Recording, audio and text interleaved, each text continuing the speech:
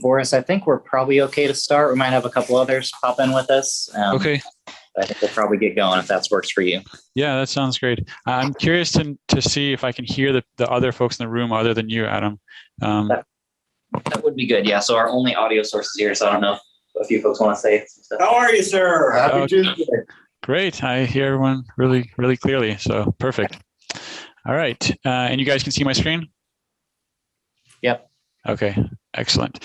All right. Well, thanks so much for taking the time to come and participate and provide some feedback on this study.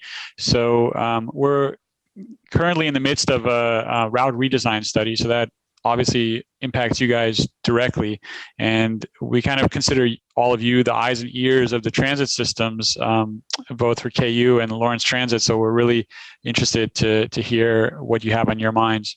So we'll start with just a little bit of background information that maybe you guys have been following along, maybe not, but most of you know that Lawrence Transit and the University of Kansas have been working pretty closely together for a number of years to ensure that the two systems kind of work together, complement one another, work pretty seamlessly in some cases with the coordinated routes. They put out a joint transit guide so people have access to all the transit information in the community in one place. So the ridership of the two systems was about 3 million passengers before coronavirus hit. Obviously that's been down in the past year or so because of the pandemic, but hopefully it'll return to previous levels or higher going forward.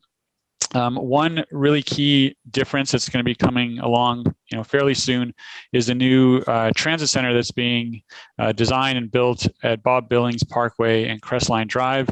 So that's going to have the impact of reducing maybe the role of downtown Lawrence as a key hub. It'll still be a hub, but maybe a bit less so than it has been historically. But this new transit center does mean that we do need to start thinking about how we maybe reorient the system to serve that new hub, how the hub can complement the route network and how the route network can complement the hub. So the goals of this study for us, so I guess I didn't really introduce myself. I probably should have. I don't know how much Adam has told you guys already, but my name is Boris Palchik, and I'm the project manager for this study. I'm with a consulting company called Foursquare Integrated Transportation Planning. We do transit studies like this all over the country. And Rebecca Slocum, who's on the call as well, is also working on this project with me. Rebecca is taking some notes today, and she'll be doing kind of this cool thing later on where as you guys provide feedback, you'll be able to see some of your comments on the screen in real time. So anyway, the goals for the study are to analyze the existing system, and what we hope to do is identify the strengths and the weaknesses of what's out there today, and also identify opportunities for improving the service and potentially expanding the service. So the improvement recommendations are going to be focused both on improving just the overall system efficiency, and then also, as I mentioned, ensuring a smooth transition, smooth integration of the new transfer facility at Bob Billings Parkway. As we go through this study, we're going to be not only looking at the types of services that you have currently, but also considering some new approaches to transit service. In recent years, all of you know that Uber and Lyft have really come on the scene strongly, and there are some other types of services that are sort of similar to that called microtransit, and we'll get into that in just a second. But we will be looking at innovative approaches to improve mobility in the study area. And then we'll also be exploring the possibility of what happens if Lawrence Transit goes fare free, what the implications are of that in terms of the services that you can continue to provide and so on. So that's kind of in the background as well. All right, so the approach here for us is to kind of attack this from three different angles. We are trying to understand what the market for transit is in Lawrence, what the current services are doing today, and then also what's on people's minds. So what does the market say? What do the numbers say? And what do the people say? And we've already gotten pretty deep into the market analysis. I'll be talking about that in a second. then we'll be doing the service analysis next. And the outreach is what this is all about. When we talk to stakeholders, including all of you, we get a lot of insights that we wouldn't get from the other two pieces. The other two are very technical analyses, numbers crunching, and then the outreach from talking to stakeholders is really where we get a lot of concepts and ideas that we otherwise wouldn't get. So we'll start with the market analysis. When we talk about the market, we mean kind of the underlying environment that Lawrence Transit and KU on wheels have to operate in. So when we look at the market, one of the first things we look at is density. So density is the number of people or the number of jobs per acre. And the more density there is in a community, the more potential there is for transit to do well, especially fixed route transit services to do well. So on this map, it's color-coded based on density of people and jobs. So areas that are yellow have kind of what we would like to see as the minimum density to support transit service. So that's at least or more than 5 people or jobs per acre. So you can kind of see on this map already that the footprint of the transit system, that's the routes are shown in black lines. The footprint of the transit system, at least at first glance, looks about right. There are some gaps, but most of the areas of Lawrence that have the density to support fixed route transit service do have some degree of service. Some of the gaps that we do see, though, are like north of 6th Street, this area here, to the west of Iowa. There's a big swath of area that appears to have the density to support fixed route service, but it's not very well served currently. You could say the same maybe about the Harvard Road area. Yes, there's service to the north and to the south, but no service along a fairly large swath of this part of the city that does have the density to support fixed route transit service. And of course, west of Wakarusa and north of 6th, both north and south of 6th, really, where you're seeing new developments. Those areas don't yet have the density of fixed route transit service that other areas in the city do. Maybe that's fine. Maybe fixed route is not the way to go in those areas, but it's something we will be examining further. So that's transit potential. The other thing we look at is called transit need. So transit need is looking specific, not just at population overall, but specific population groups that tend to use transit more than the general population. So we're trying to see where there are concentrations of zero vehicle households, persons with disabilities, low income households, youth and young adult, and older populations. Those folks tend to have a higher need for transit service.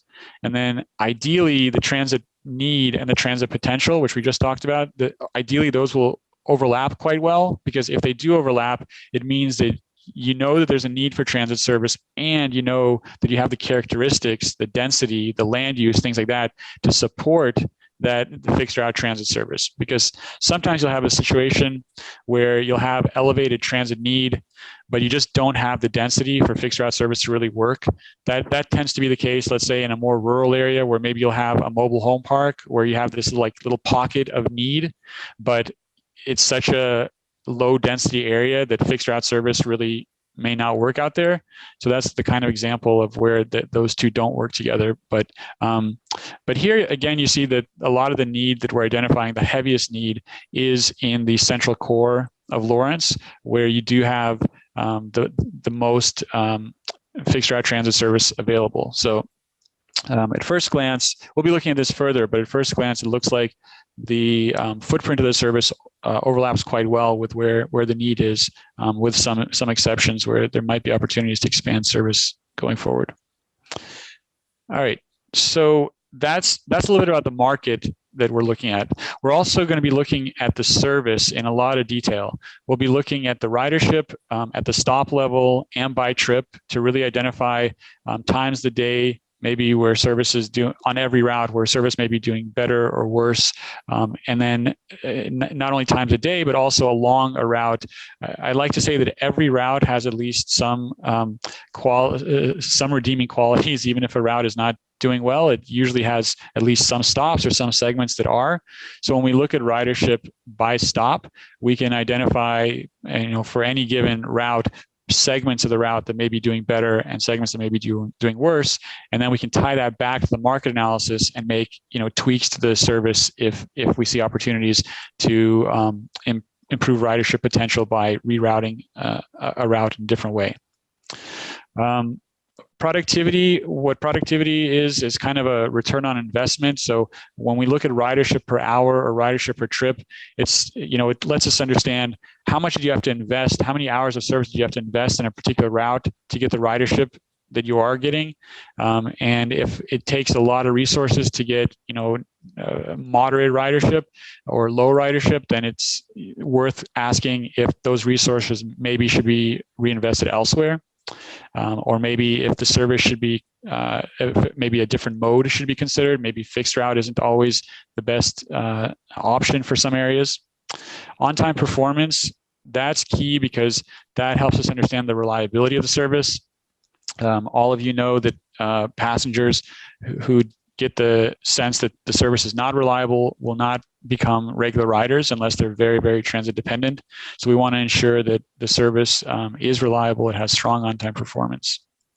And then network connectivity. So we'll be looking at where there are connection opportunities, if they're well timed, and if they are, in close proximity to facilitate transfers between different services, both between, Lawrence routes or University of Kansas routes, but also in some cases to intercity services. Can people get to the K10 connector? Can people get to other services that they may be trying to get to? Does it work, from a geographic standpoint? Does it work from a time standpoint? And then lastly, environmental justice, that's important. It's a goal of the Lawrence strategic plan to ensure that environmental justice is being considered. So as we make changes, we have kind of at the top of mind, who are we impacting with these changes? We don't want to negatively impact anybody really, but particularly we don't want to impact any sensitive groups that may be very transit dependent. So we'll have that in mind as well as we develop recommendations. All right, so new service types that we'll be looking at. So as I mentioned, microtransit and ride-hailing services like Uber and Lyft are kind of some of these new technologies. With ride-hailing services like Uber and Lyft, what some systems are doing is starting to integrate them in a few different ways. Sometimes it's just a matter of sort of cross-promotion. So if you, for example, in some communities open an Uber or Lyft app, you'll see transit shown as an option, as an alternative option, and it'll give you the price comparison and the time travel comparison. And then vice versa, in some communities, if you open a transit app, you will also see Uber and Lyft as an option. So people know right off the bat what their options are and what the implications are in terms of cost and travel time. There's also some systems take it a step further, and they actually subsidize some Uber and Lyft trips. In some cases, it's only done by time of day, like late night trips on Uber and Lyft are sometimes subsidized when there is no fixed route transit option available.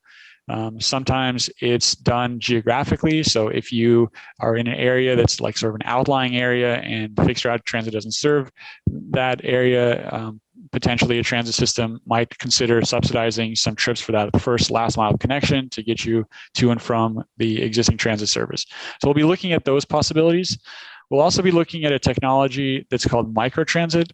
So microtransit, it sort of resembles Uber and Lyft, but it uses dedicated vehicles. So it uses transit-specific vehicles, either cutaway buses or maybe vans in some cases. And it uses a set pool of drivers as well. So with Uber and Lyft, you never quite know who or what you're going to get. With microtransit, it's much more integrated into a transit system. It's often branded in the same way as the transit service is branded. And so this is something that a lot of systems are turning to in areas where fixed route transit has proven not to be very effective, either because of densities or in some cases by time of day. So that's something we'll be looking at also. Can I add something to the microtransit piece of that for us? Yeah. So just for the group, our Nightline service that we have overnight is almost microtransit. If it had an on-demand app, like if people could schedule those rides in real time rather than the call ahead scheduling, it would essentially be microtransit. So just to give you a picture of kind of what that might look like for us, I think could be a clear first step. it could, you could essentially, under that circumstance, you consider the whole city limits of Lawrence the zone that it would operate in. But if we did it other times of day, we could make those zones smaller. We could take portions of West Lawrence or north of town and say that type of thing. We also used to have what were flex route services. So people would call and schedule, and it would be a bus that would roam in the area for that amount of time, but they were downtown for a time point. And that was pretty much their only time point. Right. Yeah, those are all really good points. A lot transit systems have been doing on-demand service forever. They've been doing, like dial-a-rides. They've had different names. What's different now is that the technology has sort of caught up to this, and now transit systems are able to make this, essentially real-time service. So you can dispatch the vehicle directly from an app. You can see where the vehicle is as it's approaching you. So it takes out a lot of the, barriers, I guess, to the old model, which is, the previous model required a lot of advanced scheduling, and you didn't quite know where the vehicle was and so on. But the technology really has transformed these as a new tool that is really appealing to a lot of folks. So we'll be looking at that. Okay. Any questions about the service or the market analysis before we get into stakeholder questions? Okay. All right. So regarding the stakeholder outreach, so we do have a survey. Maybe you guys have already heard about it. We have a survey on the Lawrence Listens platform that people can get to from the Lawrence Transit website.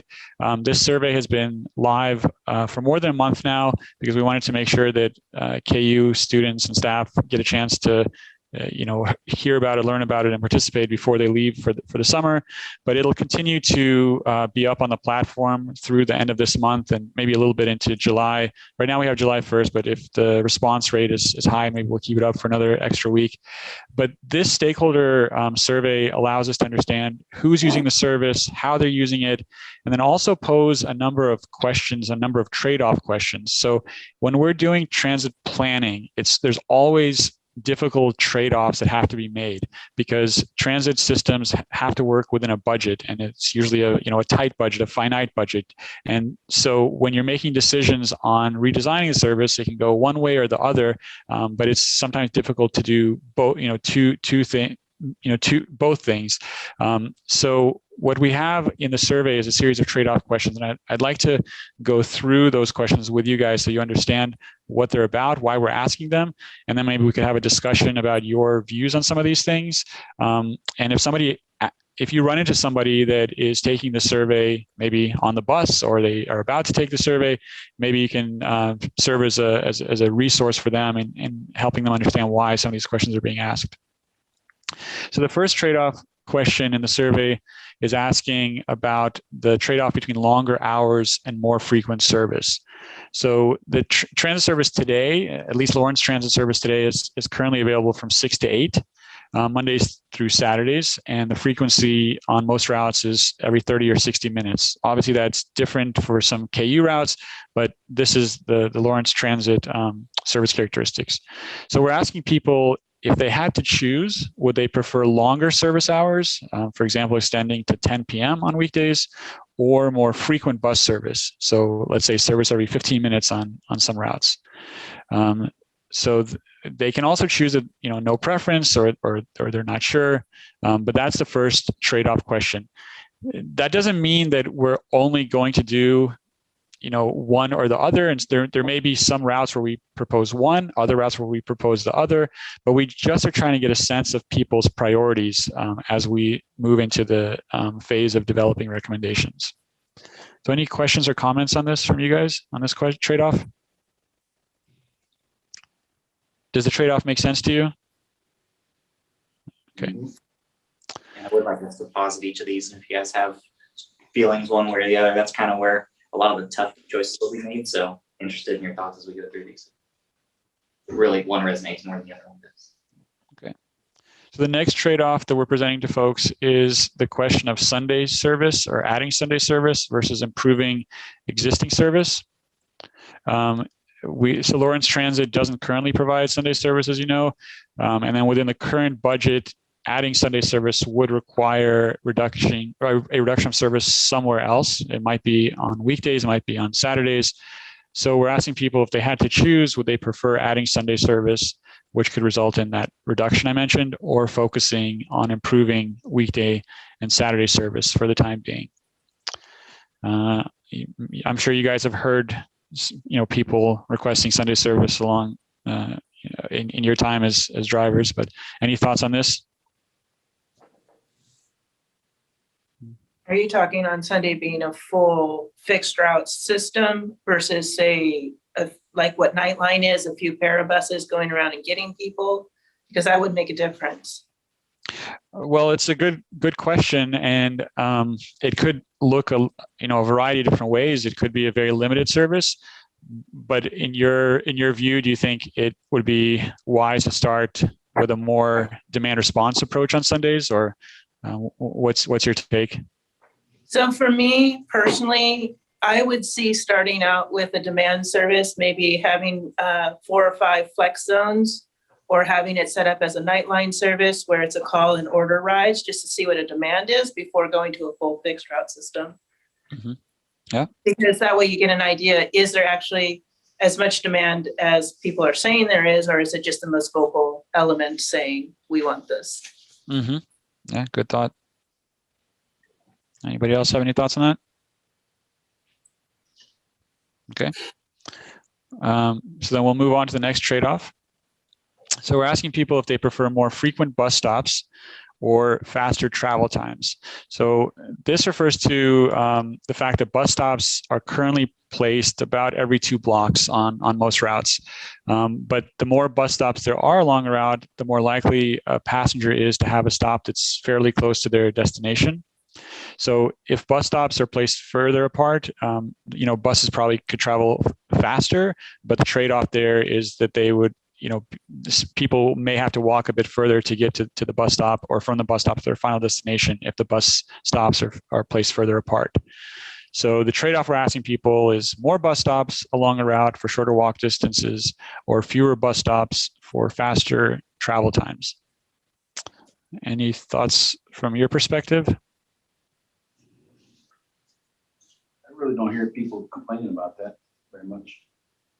We get a few complaint calls on occasion. Clinton Parkway, there's plenty. Mm-hmm. That's true. I get There's them a on. nice gap there, but I get them for the 6th sometime. What are But the comments that you hear?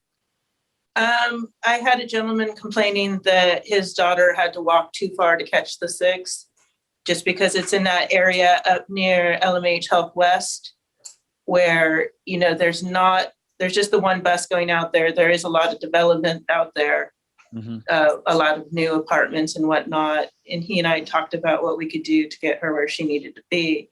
But my question is, if you're increasing bus routes, you were talking about having 15-minute intervals on each bus as a possibility. So is that being included as part of this question?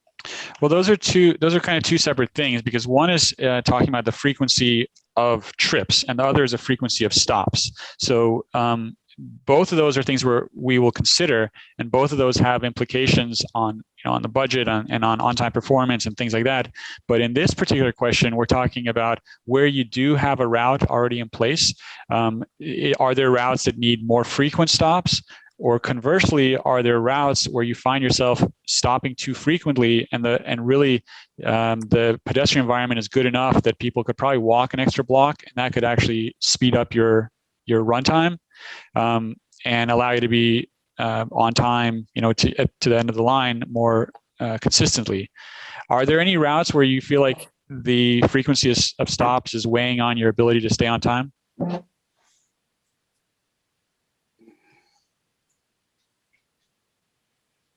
Not really. It's all time of day. Yeah. well, if you're in an urban environment and there are a bunch of different intersections and people can take shortcuts to get to their stop, there could be all sorts of things like that. That's way different than if someone is along a vast stretch of road that goes, for instance, Clinton Parkway from Wakarusa to Iowa is probably 2 miles, no less. And there may be, for the routes that run it, there may be 3 stops. That's a big interval between stops. Yep. That's a really good point. When we say that stops are placed approximately every 2 blocks, you're absolutely right that the size of blocks changes. The further out you go, the longer those blocks are. So having stops even every block may be fine in that environment, whereas closer in, where you have shorter, smaller blocks, maybe you could have stops every 3 blocks, and it's also fine. So it's really a matter of what the pedestrian environment is like, and also just your schedules for the routes, and whether you feel like you have any issues with on-time performance. Do we make a distinction between stops that have shelters and the ones that don't? It's a really good point. I happen to live across the street from a place where human beings suffer in bad weather. You know, the one with the shelter, they can choose to walk to. And some of them don't, because they've decided the distance is too far and the weather's not that bad. Yep. But No, it seems to me that ideally they ought to all at least have benches, even if they don't have overhead shelters. And right now they don't. It's a great point. And obviously when you have fewer stops, if let's say we were to identify some places where there was a stop every block, but we could consolidate 3 stops into 1 or 3 stops into 2, when you do consolidate stops, you put yourself in a position to be able to invest more heavily in each stop, because you have fewer stops out there, and you sort of consolidate your resources. And where you do have stops, that's where you can invest in shelters and benches and so on. So there's an argument to be made to say, let's have fewer stops, but better stops. Let's have fewer stops, but stops with shelters, stops with passenger information, and the like. But the counter argument to that is, well, can people get to those stops? Is the pedestrian environment supportive to allow people to walk that extra block or 2 blocks? And it's probably a case-by-case basis. So some routes and some segments of routes may allow for stop consolidation, and others not. So, but I'm hearing from you guys, it doesn't sound like there's any routes that you have on your mind that you feel like you're having a hard time with on-time performance because there's just too many stops. Is that accurate? I'm not That's hearing. not we have routes that have problems with on-time performance. In my opinion, somebody could get out the data and say you're wrong, but it isn't primarily because of the number of stops. Okay. It's because of other things. Okay. And if someone is crossing a 45-mile-an-hour street, they can't possibly do it without going to an intersection that has a light and a crosswalk, especially an older person or a young person. It's too fast at traffic. For instance, on Clinton Parkway, Iowa Street, that's a different issue. We don't really have many stops there, although I wish that we did, north of 23rd Street. So there's just different issues. Okay. Good insight. All right, let's do.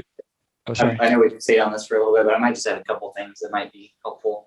One of them is, in the last couple of safety meetings I've been able to come out to, I've heard from a number of people about places where we do have like too much distance between stops, and I've been able to add some, I think, at good strategic locations where it makes sense, where our spacing was just too far. So keep those insights and information coming towards us so we can improve that. But also from the other side, from the citizen or passenger side, we pretty frequently get requests for new stops that are not always with an eye on this type of issue, where people will ask for something new that really is 400 feet away from something we already have. And it goes exactly to what Boris was mentioning. We do have, we've got a budget that we're investing more heavily into bus stop amenities, and you'll see a lot improve this summer. But each new stop we add, we have to think about, well, we'd like to improve that at least to a certain degree. So there's a limit or a balance there, I guess. In that case, with the one that's already 400 feet away, does it make sense to uproot that one and just decide that you put it 400 feet in the wrong direction to begin with? And then you're not adding a stop, you're just changing the location of one that apparently wasn't in exactly the right spot for Mr. Jones. Right. I mean, moving a stop is always an option. We have to weigh, when we get comments like that, we have to weigh the gravity of one person's comment and decide, do we think that's reasonable, or should we ask Mr. Jones, like, we understand, but please. Well, in some cases, you can probably identify stops where everybody finds it inconvenient. It just happens to be the least inconvenient. Yeah. So, but this comes up a lot for us as staff. There's constantly people saying, like, I'd rather have one right outside my house. I don't want to walk. So. All right, well, let's move on to a related but slightly different question. And that is, we're asking people if they prefer more service coverage or more service frequency. So the way that service is today, buses currently operate both on major streets such as Iowa and 6th Street, and in some cases along smaller neighborhood and residential streets. So the benefit of serving neighborhood streets is that it provides closer access for riders. But if you were to keep bus service on only the major streets, that could allow for more frequent service, because you're, rather than, sort of stretching yourself thin, you could invest all your resources in a few key corridors and have much more frequent service along those key corridors. So the question that we're asking riders and everybody else is, if you had to choose, would you prefer buses running more frequently but on fewer streets, or buses running on more streets but with less frequent service on any given street? And I know it's a tough one to choose, but I'm curious your thoughts on that one.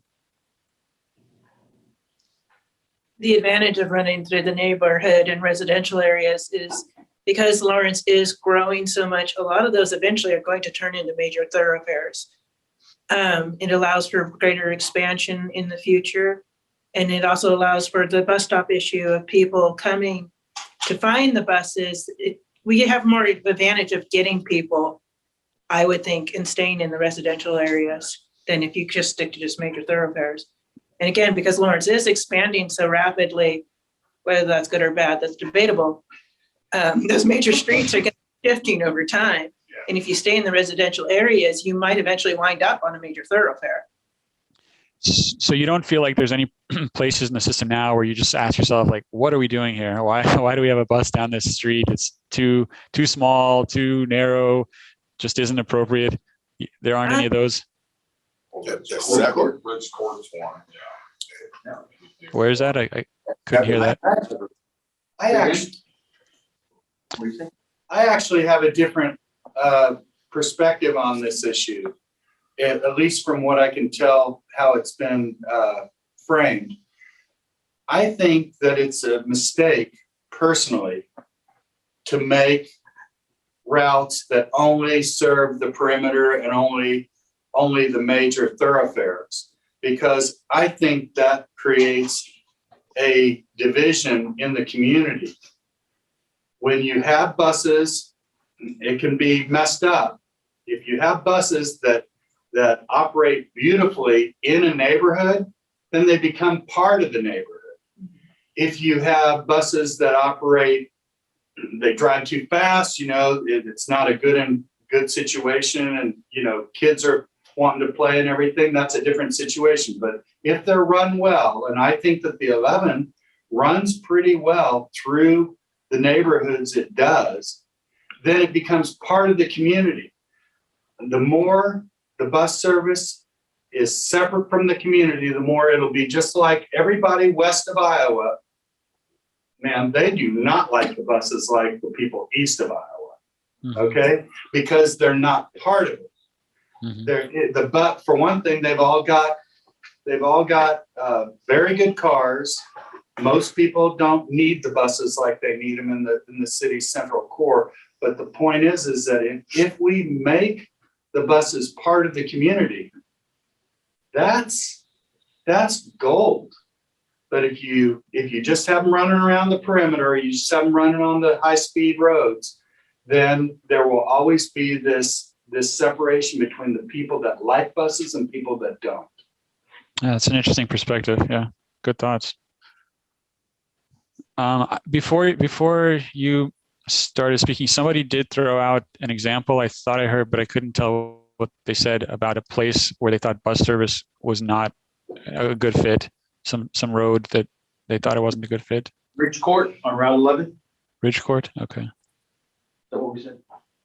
Yeah, so just, Boris, for your guys' team, just east of Iowa, around 25th, 27th Street, that area. It's parallel with. See, I It's disagree parallel. with that. The road's parallel with Iowa. And it's kinda- I think that the road has been rebuilt. I think that the route, it's part of the neighborhood. I think that people very much enjoy not having to get on and off the bus on Iowa. But I have a different perspective of that. I think that route is actually a mature, good, integrated route for this small city. What about 7 going down Lawrence Avenue? Before we get off Ridge, let me ask a question about that. Would your perspective be different if there was no parking on one side of that street? Yeah. It'd be better. It's tight right now. Yeah. Because of the way that they can park, especially on the corners where our buses are turning. We have a house on the 24th right on Ridge that they're allowed to park wherever they want, and it really restricts our bus on how they can maneuver. And I do agree, and maybe these guys don't know about it, but I do agree with the idea that at 25th and Ridge Court, we have our bus stop there instead of right in front of somebody's house. Right. Where it was before. That was a good change. That was a good change. It was good for the neighborhood, but it still stayed in the neighborhood. Mm-hmm. Yeah, and it's totally fine to have completely contradictory views. We expect that, and that's why we encourage as many people to take the survey as possible, because the more participation we get, the more we sort of start to see a trend. We've already had somewhere around 375 people take the survey, and so as they're answering these preference trade-off questions, we kind of start seeing what the priorities and preferences are. So that's totally fine. The next trade-off is asking about improving existing service versus serving new areas. So the current transit service does serve most key corridors and destinations in Lawrence, but there still are some gaps. For example, there's little or no service north and west of 6th and Iowa Street, or west of Wakarusa, as I showed earlier. So the trade-off question here is what people first prefer to improve service schedules and reliability of existing areas, or to expand service to new areas. And I'm curious what you guys think. When you Expand might be. west, Wakarusa, you talking about like a hospital? I think it's pretty open. I mean, I think there are some areas. I think west of Wakarusa is an area we don't serve. Kind of mentioned that area we've tried to flex in before, up Peterson Road, north 6th and west of Iowa. For some stops, it could be like what we do with the 5 now. The 5 now stages at what's that? Amar. Instead of going all the way around the corner to Maxwell. Some things like that can be convenient for some of these stops. That we don't serve, there's a minimum amount of passengers using what time of day could help guide some decisions. Okay. There's a political thing too. I mean, you're talking about this neighborhood issue. If those areas can't derive any value from transit service because they don't get it, they're more or less automatically against us in any future developments because it's irrelevant to them.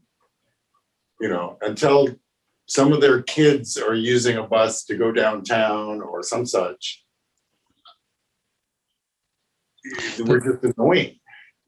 That's a really good point. I think it's a really good point. That's an element of the earlier discussion we were having about microtransit service or things like that.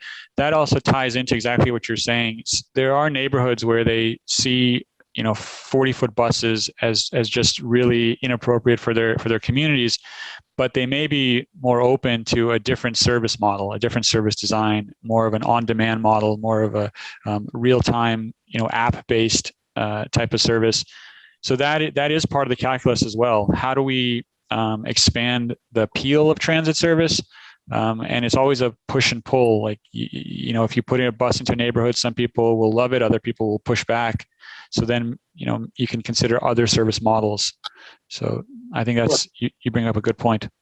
Well, and I think we need to look at where the clusters of people are out there. I mean, I would see that it would make sense to run a van to every apartment complex, and there's a big Catholic school out there.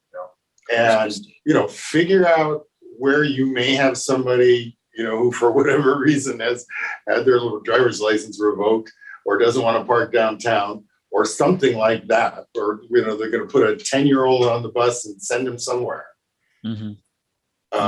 Obviously, in certain parts of that community, they're trying to figure out where to put the fourth car.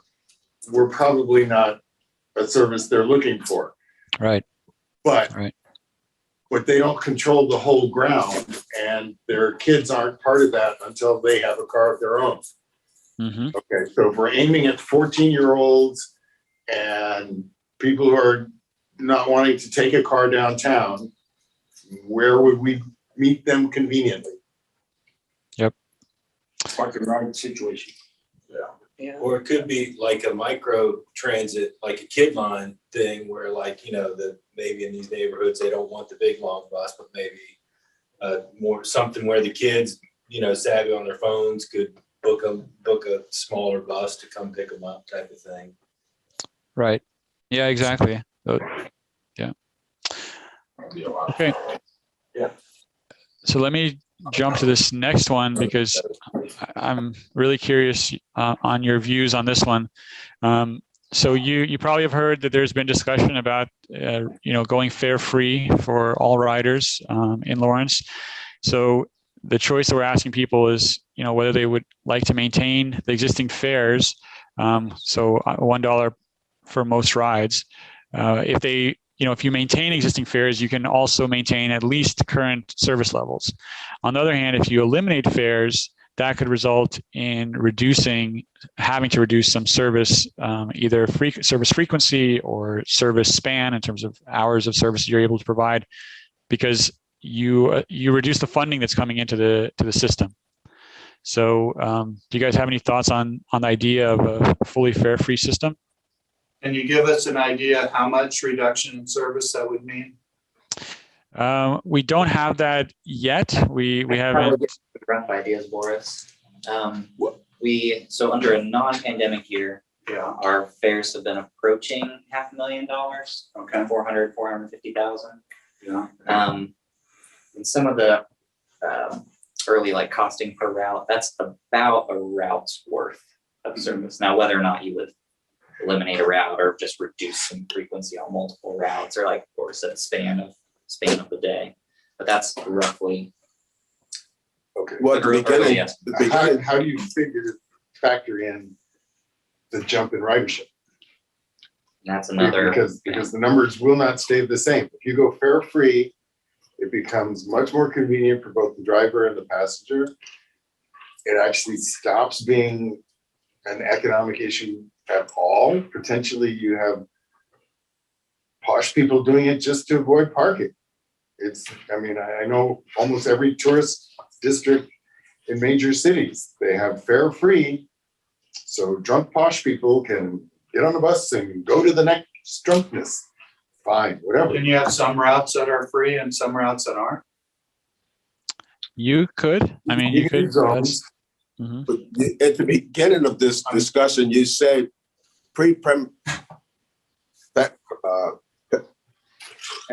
pandemic, we had 3 million. approximately 3 million passengers in relationship to the fare that we received. Was that beneficial? Well, you know, relationship to 3 million people, you're talking about $500,000. So some of those 3 million. That money, that revenue, what does it contribute to? That's really what I'm cutting out. Yeah, that's a really good question, and it's something we're modeling out that question in terms of what the impact is of having a fare versus not having a fare. Right. When people ride fare some of the riders that existed pre-pandemic, some of those were students, many of those were students. They already have the perception of a fare-free environment, even though it's not really fare-free because it comes out of student fees and the like, but they have the perception of a fare-free service, and their ridership patterns kind of reflect that. But the other thing to remember is that fares only cover a fraction of the operating cost of Lawrence Transit and any transit system, really. So there's a lot of different contributing. There's a lot of different sources that contribute to the funding of a transit system. Fares are just one. So it's not that the system lives and dies on fares alone, but some routes may live and die if the fare goes away, because there would be that much less revenue and some cuts would have to be made. So it's not a simple answer, I guess, is what I'm trying to say. There's a lot of factors to consider, but I'm curious overall your view on fares, whether there's even is it like a principled kind of question? Do you, like, some people, out of principle say there should be some fare, regardless of how much of the operating cost it covers, there just should be a fare. And others have the opposite view. So just wondering if you guys have a position on that. I think it should be a fare. I think that there shouldn't be a fare on Route 11. I think Route 11 is a moneymaker. I think Walmart makes bank on that route, and downtown does too. I think these routes that are going to places that are doing a lot of business, I think that those costs should be made up in some other way. There are some routes that are more commercial than others. Some routes that clearly there's business going on. And I don't know whether or not you get it out of Walmart. I don't know if you get it out of the Downtown Merchants Association. I don't know what you would do. I don't even know if you need to do it. Mm-hmm. Okay, good thought. Just if you kept the existing service alone and you come with no fare, then where do you compensate getting that $500,000? They cut a route out. Yeah, right. But you want to keep the existing service. That's You can't the cut out. challenge, right? You can't cut a route out and keep the existing service. So you gotta go to a funding agency of some sort, or. To compensate for that $1 million. Even though it's a minute amount of money, it is still $500,000. Okay, but are we determined? I'm just asking. Let's say that we had the 6 route and the 11 route, and those were the only 2 routes that were free because they pay for themselves. There's a lot of people that are going to do business. Are we determined not to have any advertising on the buses? So there has been a couple times before I arrived, the advertising on buses have been. Yeah, I was here when I was in school. To be honest, the economics on that are not great. They aren't? That's not a great moneymaker. Okay. As far as building relationships with businesses and that sort of thing to help, they get benefits from those riders. So could we have them help support the route? That I think would be a tough road to hoe. I mean, I think it's just that'd be a lot of work, and I think we're probably optimistic to think we can get to a place where we get buy-in from downtown merchants or Walmart or kind of any. Even on an express version of those routes that really just went from one shopping district to another. I can just give you one example from my experience working down the road to Topeka. We did a South Topeka kind of direct route to big businesses down there, and spent 2 years trying to work with Mars and FedEx, and All right. it's a thing that can be done. It's a big. They don't want to do it. Yeah. Okay, well, we'll see what the riders say, because this is a question that we've already had more than 370 responses to. So we'll see how people come down on this question. But that just in a nutshell kind of gives you a sense of these trade-off questions that we're asking folks, and hopefully they're fairly clear, and we'll see what comes of that. So the next series of questions, we're actually going to Rebecca and I are going to trade our screen sharing. So Rebecca's going to share her screen, and we have a series of questions we're going to ask you that are a bit more broad than these, and we'd just like to get your take on it. So Rebecca, do you want to start sharing your screen? Yep. Okay. So when that comes up, let's see. All right. So the first question is really broad. What do you think the Lawrence Transit and KU on Wheels are doing well in the community? What value are they bringing to the communities? Boris, you can see my screen all good? Yep. Mhm. Okay, cool. Nightline. Nightline service? Safe ride. Paratransit. I mean, paratransit's a big one. What was that? Paratransit. Transit, Paratransit.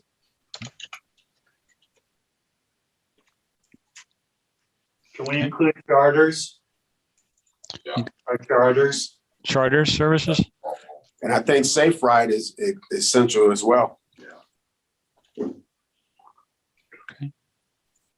Okay. Anything else that the two systems are doing well, do you think?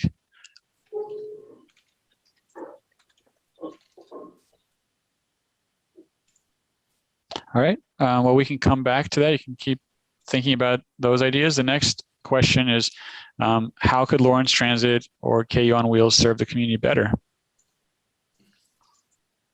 These shopping centers that we just explored a few minutes ago, they're open on holidays, and we don't provide holiday service. Mm-hmm. You're done. Okay. You just got a room full of-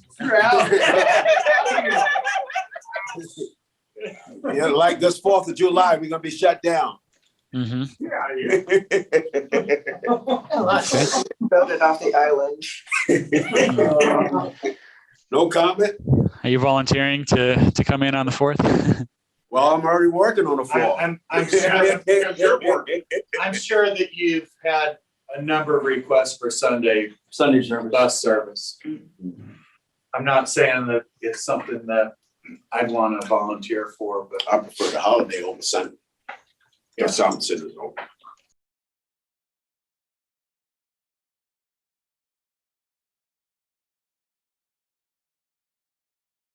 Okay. Any other thoughts on ways to improve service? All right, we can keep that. Hire better looking drivers. Hire better looking drivers. Okay, that'll go to the very top of the list. Okay, the next one we have is, do passengers have the tools that they need to understand and use the system, both of the systems? When we talk about the tools, we're talking about things like trip planning, real-time data, stop level information, maps, schedules, all those elements. Do passengers have what they need to understand? Yes and no. yeah, but a lot of them don't have access to the app. A Yeah, lot of them look And ratchet. a lot of them don't understand the guide to ride. yeah, because that is the most frequent questions I get on the Is the guy phone right? is, I get this, I have this book, I don't know how to read it. Yes. Everywhere from And- Franklin Street to the So, campus. so simplify the guide to ride? Half of my phone calls are people asking me, how do I get where I need to get? And Yeah. I sit there and I plan out their trip for them. I get that a lot downtown. I get a lot Do downtown. you whenever do you I'm have any down there. idea if those Look at people that have 7 on your access bus to and ask, is it the technology, 10? or they just have the book? Most of them don't even have the book, honestly. They're just calling to get information. A lot of them don't have access to technology. And even when they do, I've mucked about with the trip planner in the past, and it's a bit sketchy, to be honest. The interface is very difficult to use. And so it's a lot easier for people to call us and say, hey, how am I getting where I'm going? And I'll say, what time do you need to be there by? So you need to catch this bus, transfer to this bus, and that'll get you there by this time. And then you're tourists. Yeah, and Give them a guide to ride, they don't know how to read. yeah, it They is, don't understand it at all. the thing that I've noticed is that there are lots of people that want to go to a place that other people have gone. For instance, they want to go from downtown to South Walmart, or they want to go to downtown to the Walmart on 6th Street. We don't really have something where we have it just written out or What specific point of or interest? mapped out where we could just say, okay, do this, and hand them or give them a QR code and say, this is the way you go. You could go either on the 7 route or the 11 route if you want to go to Walmart. You could do this or that, but we keep answering the same questions over and over again when there are probably 40% of our passengers want to go to 3 different places. Well, that is one thing that the Guide to Ride has that is actually very useful, is that there's a page that tells you which routes that you take to buy your passes, to get to the places where you can buy your passes. If you were to do the same thing for your Yeah. points of interest, Yeah, points of interest. it would be so much easier. It'll be on the back. No, it's on the inside. It lists the routes Yeah, it that says, serve points of interest. yeah, so right here, if you want to go to the Dillon store on 23rd, it's Route 5 or 11. Yeah. It will tell you. I think there's that is what we have for that. type Yeah, of and that's very That difficult for a lot of people it's a lot of information in a small amount of space. And you get anybody with any sort of learning disability, they're screwed. I've done that a lot. I've done that a lot. Okay, so maybe some even signage at key stops that if you want to go to Walmart or if you want to go to KU or something, that this is how to do it. Okay. Well, some routes, that's kind of their nickname. This is the Walmart route. Yeah. So if people start to find out the routes that already have a nickname, that already say, this is the route that goes there, and then work off of that, work backwards instead of trying to figure out what they've already figured out so that we can have either a QR code or we can have a page in the next Guide to Ride or something like that just says, okay, this is our route that goes to Walmart. This is our route that goes.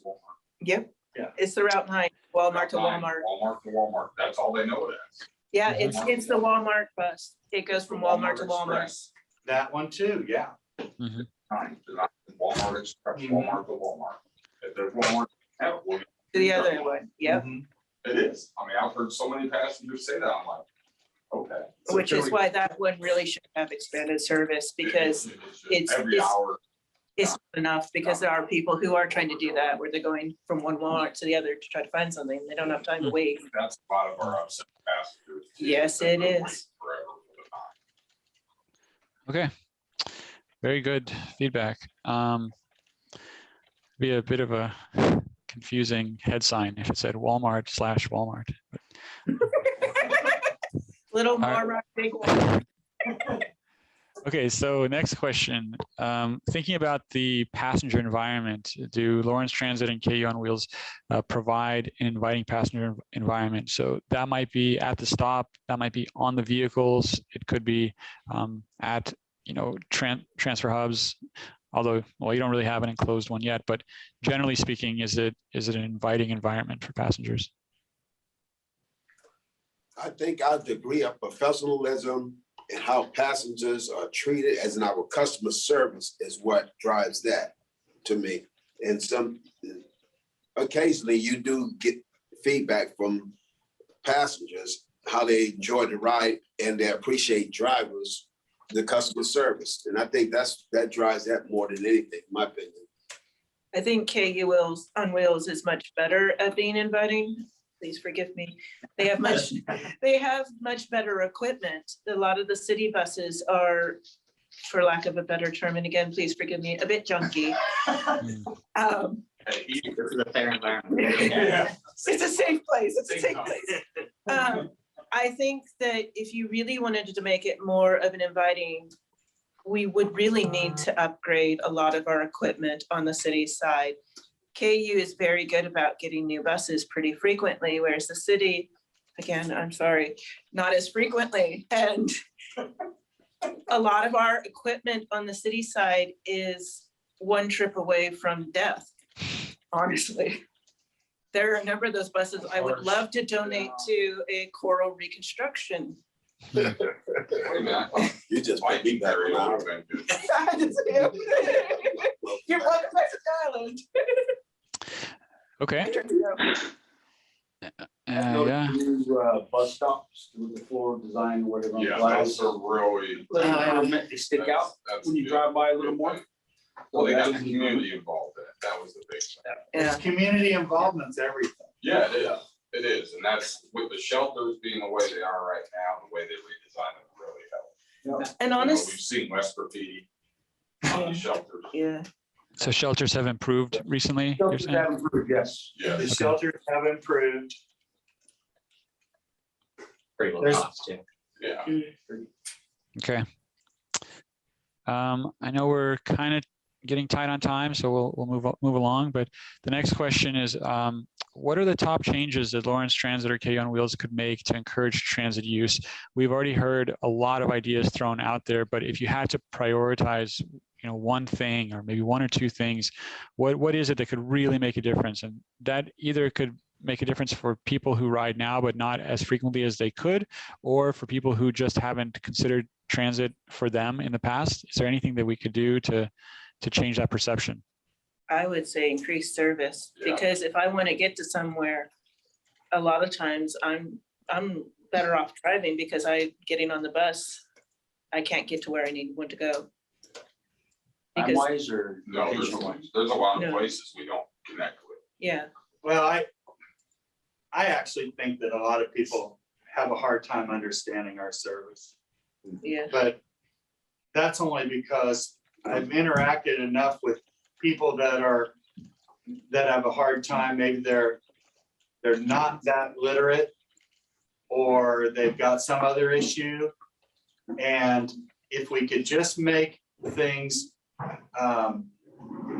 more understandable, and then we could communicate that simplicity.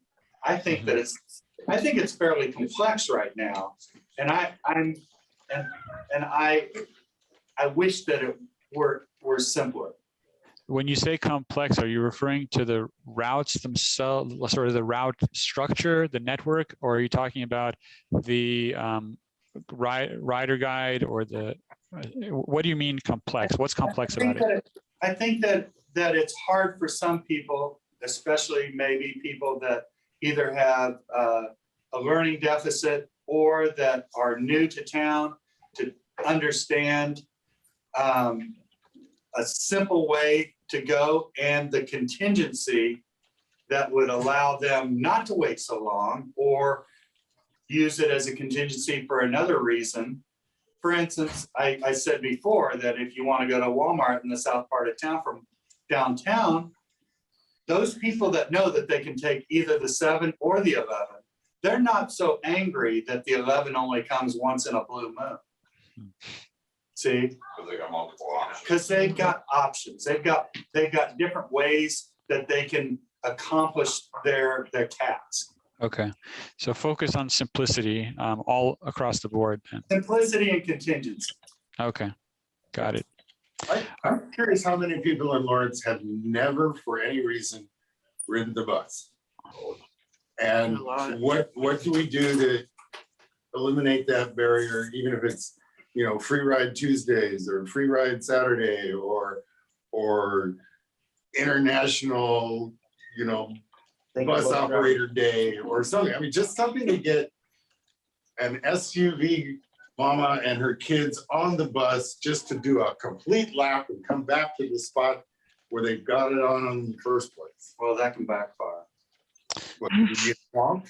No, they can be sitting right next to some grifter on a Well, 7 route. That's and- true. And it's just done forever. They will never go back on a bus. Yeah. So, I mean, So maybe it has more to do with shuttles to sports events and things like that, or I just think you need to see what people like. Yeah. Some people like to shop, some people like to go to sporting events. That's why I said the charters are great for the people that usually have more money. They like to go to sporting events. They like to be with each other. Yeah. We need to just serve people in the way that they want to be served. And some people don't want to be served. You know, That's they don't right. wanna ride the bus, you Some know, people so- don't.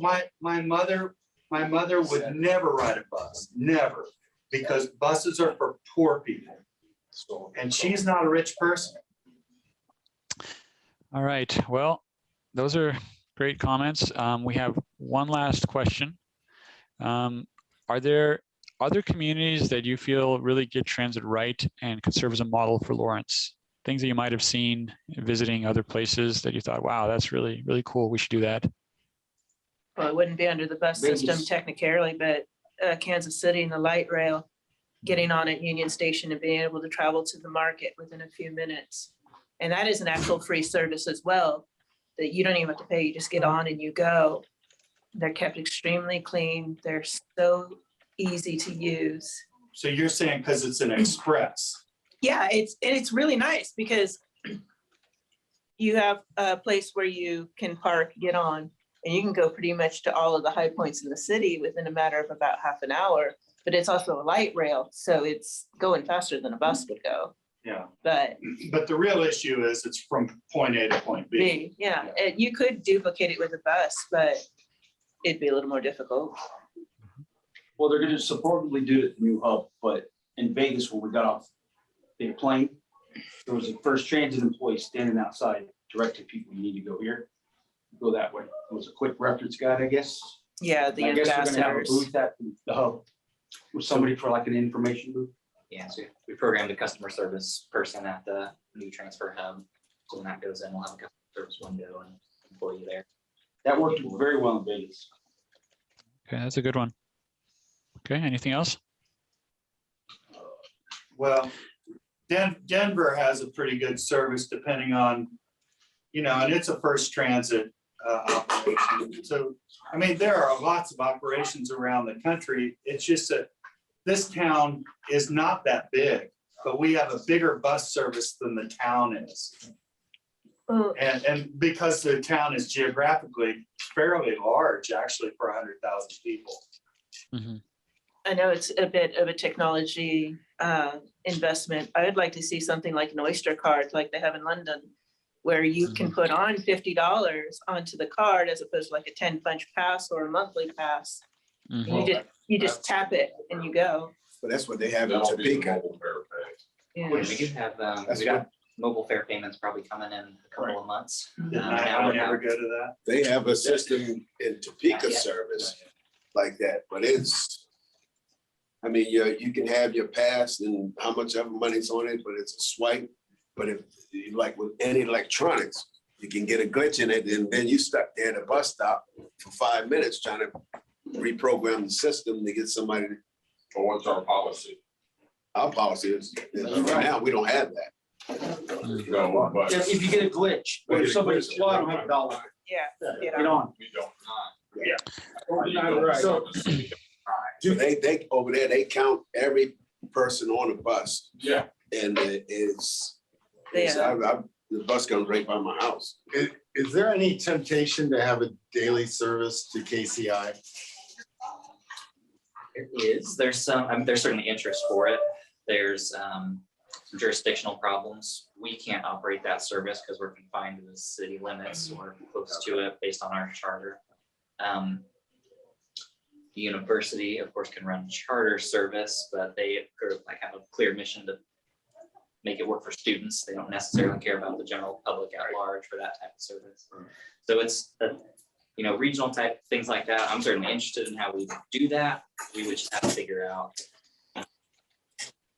how we functionally do it with doing it based on where we're able to serve.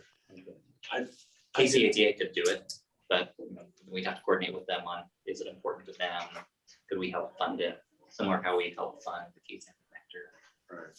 So there's things where we wouldn't have to operate that service. We could still try to help make it happen if that rose to the top of.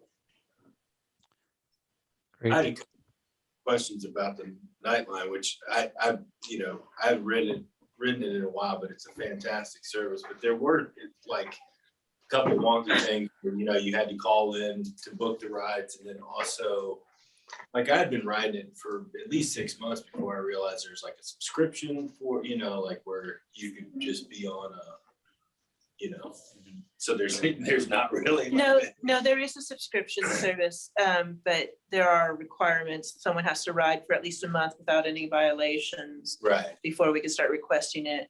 One of the things that we're running against in the para system is that we're only allowed to have a certain amount of subscriptions I got you. within a certain time frame. There are limits to it.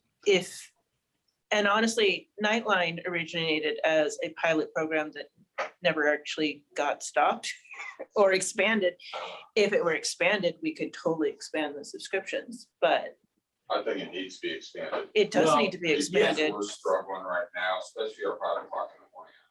I mean, we're Oh. getting hammered and we can't keep up. We're The- running late.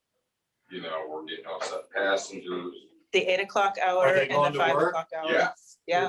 That's when you get an angry person That is that correct. can't get to work on time. So that's what I mean. They're either We could going to work or expand that. home. I Yeah, think you probably have to, add 2 more drivers?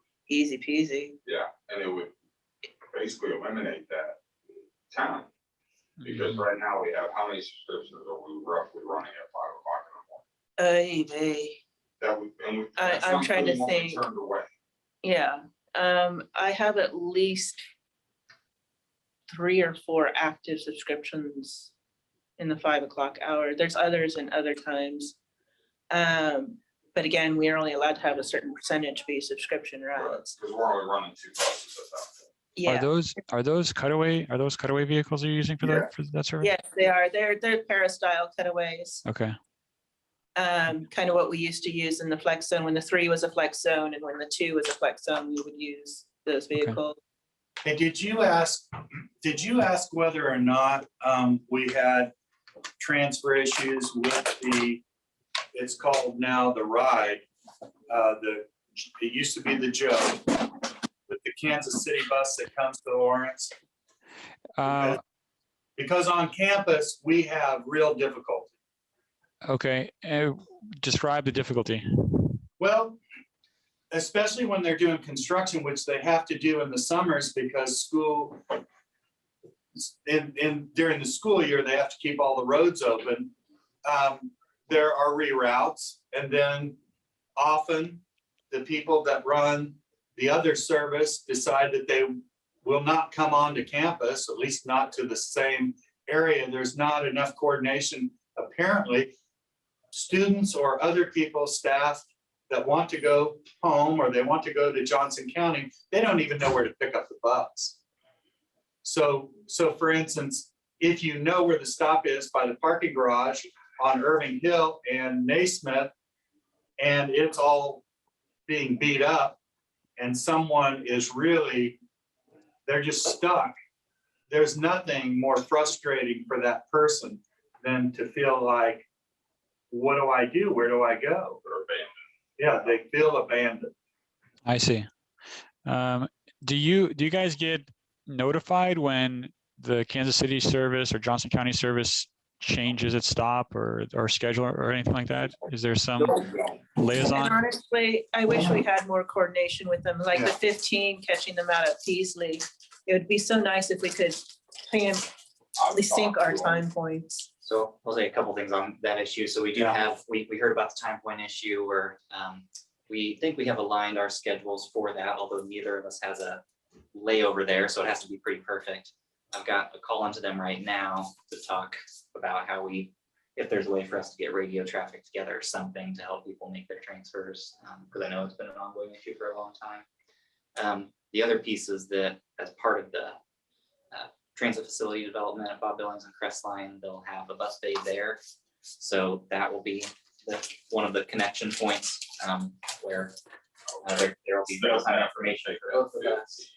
They could just go right. Yeah, I saw to the that. meeting. Yeah. So that'll be one way we try to make that That'll work a little better, and we still, it still will be bad if someone gets abandoned, but if they do, they'll at least be next to our facility. They wouldn't have an indoor. They're not sitting on a closed campus. So we got a lot of work to do, but we're trying to make that improved. Okay. That's great insight from all of you on all these topics. So thank you very much for all that. We're doing these a whole series of meetings like this. We have another meeting with operators today at 2:00. And then we also have a general public meeting tomorrow evening at 6. And we're meeting with other key stakeholders, employers, various community groups. So if you hear anyone talking about this project and asking how they can get involved, just let them know they can either attend a meeting this week or they can participate in the survey online. And please do encourage anyone who you think may have interest in participating in that survey to do so that we can get a really representative sample. So I think that's all I have. If there's any other questions, I'll stay on for a minute or two, but otherwise, thank you very much for all your input. And I got rolled out, so I gotta run. Okay, Thank you for your concern. thanks. All right, Adam, no more questions? Yeah, we'll sign off here. Thank you, Boris. Okay, we'll see you in a little bit. Bye. Thank you.